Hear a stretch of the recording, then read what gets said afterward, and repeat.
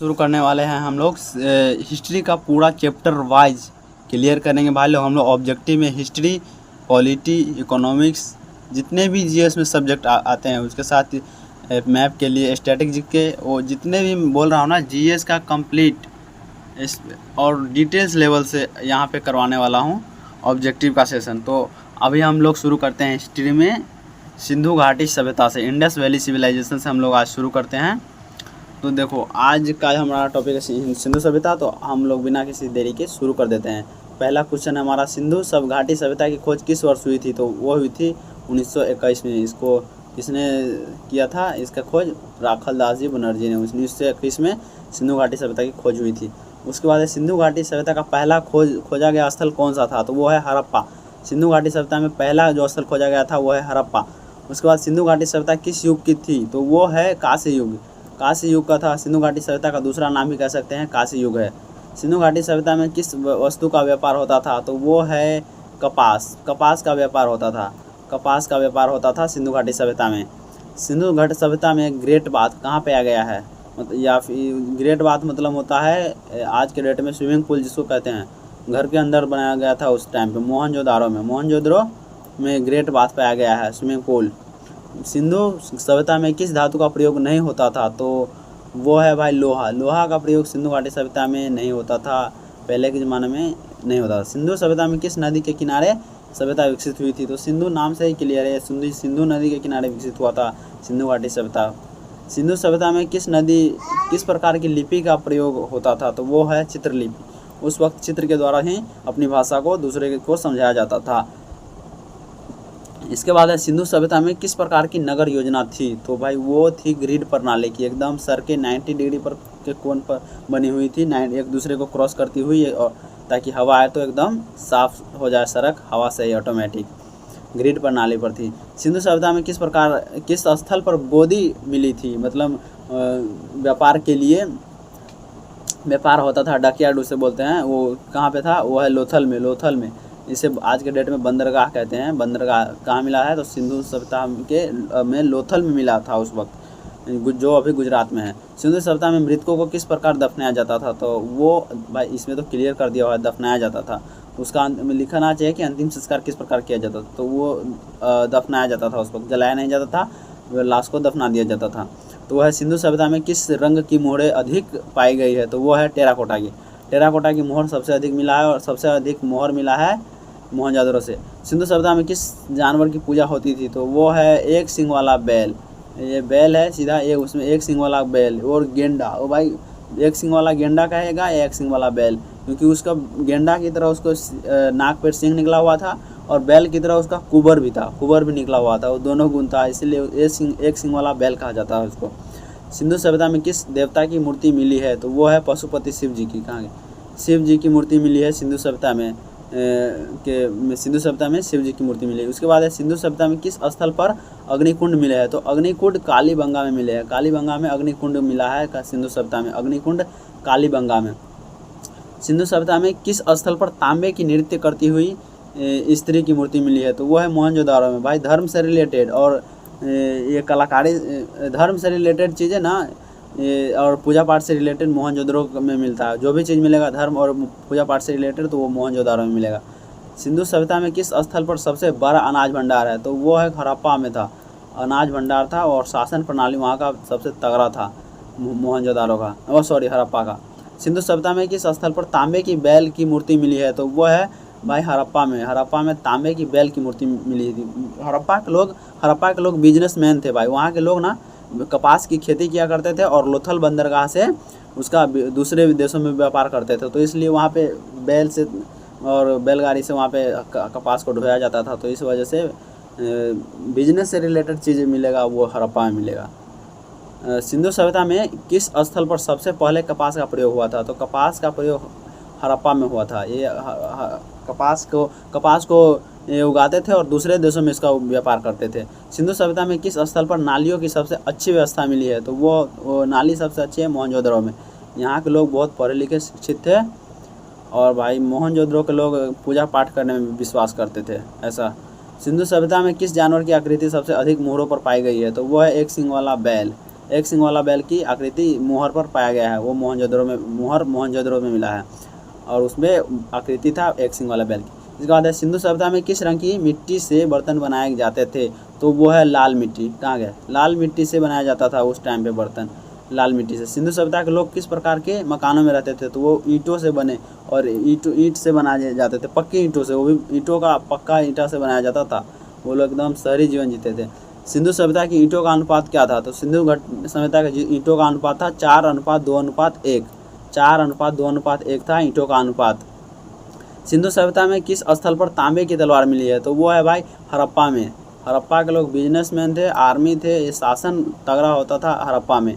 एक तरह से कह सकते हो वहाँ पे राजा था, राजा का शासन था सिंधु सभ्यता में और हड़प्पा में खासकर। सिंधु सभ्यता में किस स्थल पर घोड़े के अवशेष मिले हैं, तो वो है सुरकोटदा।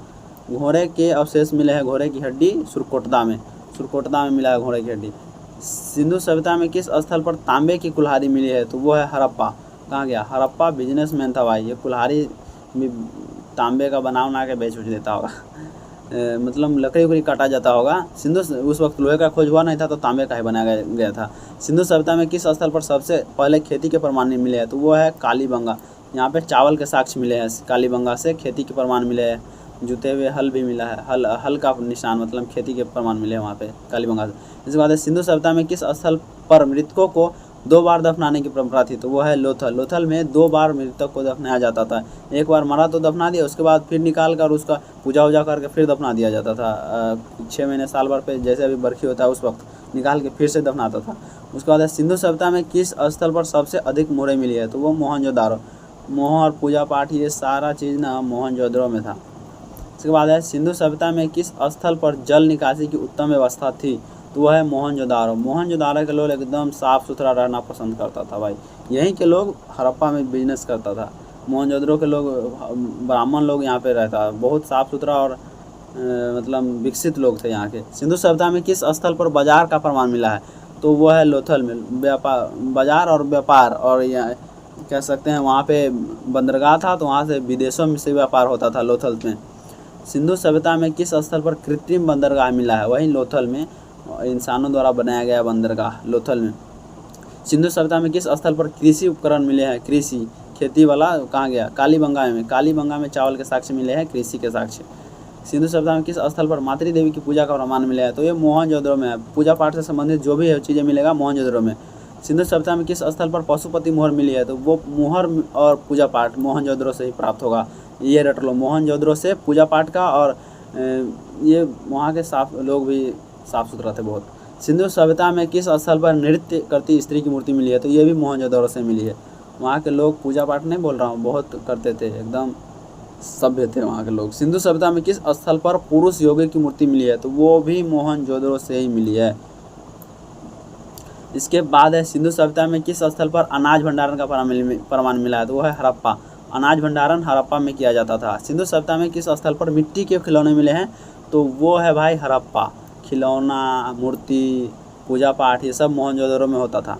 सिंधु सभ्यता में किस स्थल पर सिंचाई प्रणाली के प्रमाण मिले हैं, तो वो है कालीबंगा, क्योंकि खेती यहाँ पे होता था, चावल यहाँ पे उगाया जाता था, तो सिंचाई भी तो यहीं पे होगा ना, क्या, कालीबंगा। सिंधु सभ्यता में किस स्थल पर मिट्टी की बैलगाड़ी मिली है, मिट्टी की बैलगाड़ी कहाँ मिली है भाई, बिजनेस यहाँ होता था तो कपास यहाँ से ढोएगा तो हड़प्पा में मिलेगा ऑफकोर्स। इसके बाद है सिंधु सभ्यता में किस स्थल पर मिट्टी के बर्तन पर चित्रकारी मिली है, तो ये चित्रकारी करने का शौक रंगपुर के लोगों का था, रंगारंग कर देता था मिट्टी के बर्तनों का, रंगपुर में मिला है वहाँ मिट्टी की चित्रकारी। सिंधु सभ्यता में किस स्थल पर सांप की पूजा के प्रमाण मिले हैं, क्या, सांप की पूजा के, तो वो है मोहनजोदारो, क्योंकि पशुपति शिव की पूजा करते थे और उनके साथ उनके गले में लगे हुए सांप की भी पूजा करते थे। मोहनजोदारो के लोग एकदम पूजा पाठ में धार्मिक आदमी थे यार वहाँ के। सिंधु सभ्यता में किस स्थल पर मिट्टी की मोहर पर पशुओं की आकृति मिली है, तो बोला ना, पूजा पाठ करने का शौक मोहनजोदड़ो के लोगों को था, मोहनजोदड़ो का लोग पूजा पाठ करते हैं। सिंधु सभ्यता में किस स्थल पर मिट्टी की चूड़ियाँ मिली है, तो वो मिला है मोहनजोदड़ो, मिट्टी की चूड़ी मोहनजोदड़ो से मिला है।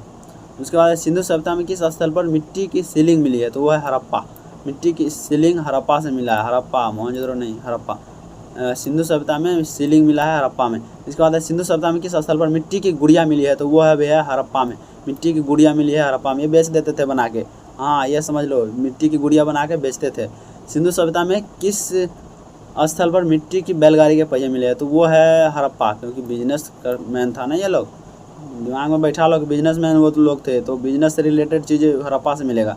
सिंधु सभ्यता का पतन किस कारण हुआ माना जाता है? तो वो भाई विदेशी आक्रमण, जलवायु परिवर्तन और बाढ़। ये बहुत लोगों का, सभी मानना है लोगों का, कि कुछ लोग मानते हैं विदेशी आक्रमण, कुछ बोलता है कि जलवायु परिवर्तन हुआ होगा, और उसके बाद कुछ मानता है कि बाढ़ आया होगा। तो ये सभी कारण हैं जिसकी वजह से वहाँ पे उसका पतन हो गया होगा। देखिए, तो ये आज का हमारा ये 50 क्वेश्चन का टारगेट पूरा हो गया है। और सिंधु सभ्यता का जो मोस्ट इम्पॉर्टेंट क्वेश्चन था, ये सारे प्रीवियस ईयर क्वेश्चन है, और ये बहुत बार मतलब हर एग्जाम में पूछे जाते हैं इससे। इसको अगर आप 2 बार 3 बार देख लेते हो, याद कर लेते हो, तो बहुत ही हेल्पफुल होगा। और मैं आशा करता हूँ ये आप लोगों को अच्छा भी लगा होगा। और अगर आपको चैप्टर वाइज, देखो चैप्टर वाइज में कवर करने से पता रहता है सीक्वेंस भी पता रहता है कि भाई मुझे अब कितना कर लिए हैं और कितना बाकी है। और इसीलिए मैं कहूँगा कि आप इस चैनल को सब्सक्राइब कर लीजिए, क्योंकि इसमें हम चैप्टर वाइज सभी सब्जेक्ट का कराने वाले हैं। वैसे स्पेशल ये बीपीएससी के लिए है, मैं बता देता हूँ, उस बाद में मत कहना, क्योंकि इसका लेवल धीरे धीरे बढ़ने वाला है। और इसमें जो भी गलतियाँ हुई होगी या फिर मैं क्या इम्प्रूवमेंट कर सकता हूँ, प्लीज़ मुझे बताइएगा। अपने दोस्तों के साथ शेयर कीजिए, क्योंकि जिस दोस्त के साथ भी आप शेयर कीजिएगा वो आपको थैंक यू ज़रूर बोलेगा। इतना सिस्टमेटिक में मैं इसमें बताने का कोशिश करूँगा कि आपका दोस्त एक बार थैंक यू तो बोलेगा। अगर आपको भी अच्छा लगे तो आप भी मुझे थैंक यू बोल सकते हो। Thank you.